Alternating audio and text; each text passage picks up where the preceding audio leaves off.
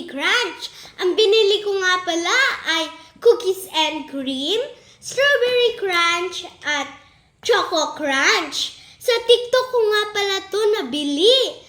Sabi daw dito, shake well before opening. Kaya i-shake na natin. Buksan na natin. Hala mga kumare, may kutsara pala dito. Buksan na natin ito. Tikman natin kung masarap.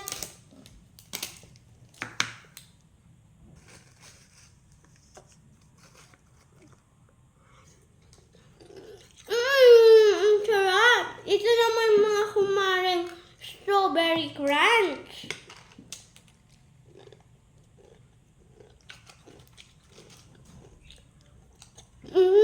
Ang sarap. Hanggang sa muli